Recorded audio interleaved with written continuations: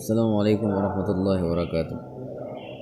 Ya Bapak, Ibu-ibu yang dimuliakan oleh Allah Subhanahu wa taala.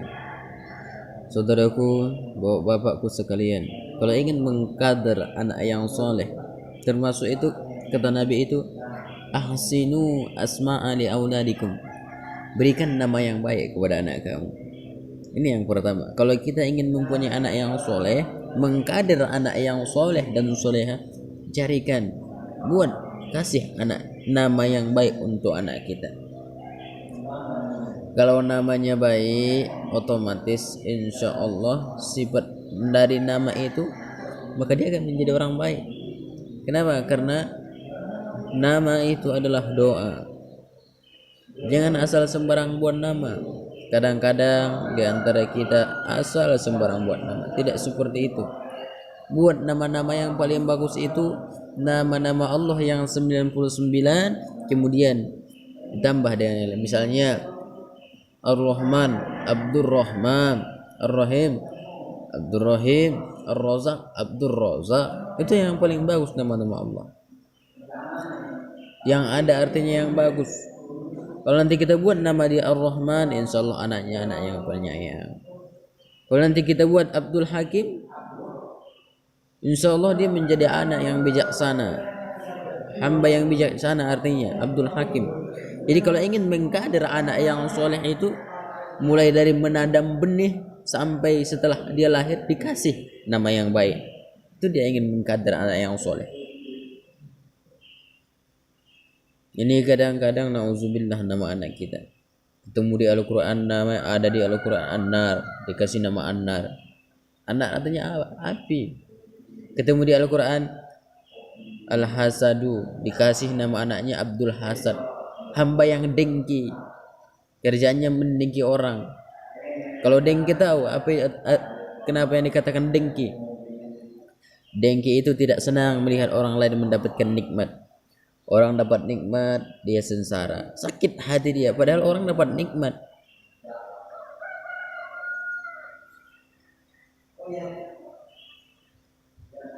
Kemudian ingin nikmat yang diperoleh orang itu, nikmat yang diperoleh seseorang itu hilang, itu yang dikatakan dengki. Jadi baguskan namanya. Kemudian ingin mengkader anak yang soleh, termasuk ajarkan dia, tanamkan ke dalam hatinya Al-Quran. Suruh dia ke pengajian. Kalau tak ada, kalau ibunya bisa mengajarkannya, enggak masalah. Tapi kalau ibunya tak bisa, bawa ke pengajian biar ustadz yang mengajarinya. Karena nanti kalau ditanamkan, disuruh dia mendalami, ditanamkan kepada hatinya memahami Al-Quran, maka hatinya akan lembut, mudah untuk diperintah, mudah untuk disuruh, tidak membangkang hatinya ketika dikasih nasihat. Makanya Al-Quran itu bisa melembutkan hati yang keras dan menyembuhkan hati yang luka. Kata Nabi, khairukum man ta'allama al-Qur'ana wa 'allamahu. Sebab baik kamu adalah yang mempelajari Al-Quran wa 'allamahu, dan yang mengamalkannya. Dalam sebuah hadis diriwayatkan, siapa yang hafal Al-Quran 30 juz, maka nanti ia akan memberikan mahkota di surga kepada orang tuanya. Subhanallah. Tidak ada orang yang sengsara hidupnya, tidak ada orang yang susah hidupnya ketika dia mempelajari Al-Quran dan dia mengamalkan, memahami makna-maknanya, kemudian diterapkan dalam kehidupan sehari-hari. Semua ada di Al-Quran, baik itu permasalahan sholat, adab kepada orang tua, baik adab kepada saudara, adab kepada kawan, semua diterangkan di dalam Al-Quran. Bagaimana bergaul ketika kawan kita itu lebih tua daripada kita. Kalau kita menanamkan kepada anak kita membaca Al-Quran, mempelajari Al-Quran, maka hatinya akan bersih, otaknya pun akan encer dia, menjadi cerdas dia dengan sebab Al-Quran. Tengok orang yang hafal Al-Quran, hafalannya kuat, cerdas otaknya, jernih dia. Jadi kalau ingin mengkader anak yang soleh, nah itu dia. Yang pertama tadi, ahsinu asma'a li auladikum. Baguskan nama anak kamu. Makanya kalau Nabi, kalau dia itu jumpa satu nama yang jelek, itu diganti langsung oleh Nabi. Misalnya Nabi pergi ke satu kampung, kemudian ini kampungnya namanya jelek, kebetulan diganti Nabi. Jumpa dengan seseorang, kemudian namanya jelek, itu langsung diganti oleh Nabi. Karena ada hadisnya, ada satu hadis, perbagus kamulah nama anak-anak kamu, karena sesungguhnya dia nanti akan dipanggil dengan nama masing-masing. Ya kan lucu nanti kalau di hari kiamat nanti misalnya dipanggil, misalnya Tukimin, lucu dia. Tapi kalau nanti dipanggil dia di hari kiamat Abdul Razak, hamba yang memberi rezeki, masya Allah. Abdul Rahim, hamba yang maha penyayang. Enak dia nanti. Tukimin, An-Nar, nggak jelas dia, nggak enak dengar telinga.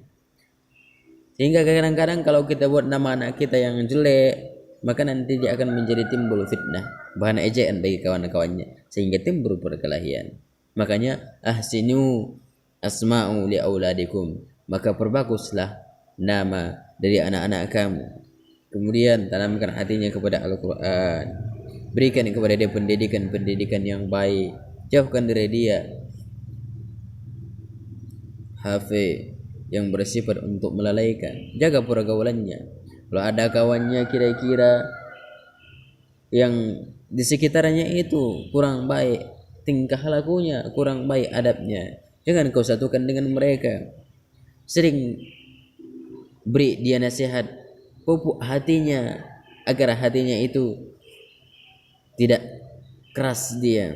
Sering beri nasihat, karena nasihat itu termasuk adalah cara memupuk, menyiram hati yang keras. Kalau sering diberi nasihat, sering membaca Al-Quran, insya Allah hatinya akan lemah dan lembut, sayang ia kepada orang tuanya.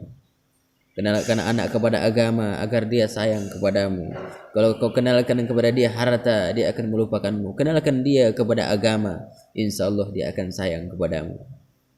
Karena di agama dijelaskan bagaimana cara berbakti kepada orang tua, bagaimana cara berbakti kepada orang tua yang sudah wafat, bagaimana cara berbakti kepada saudara sesama muslim. Semua diterangkan dalam Al-Quran.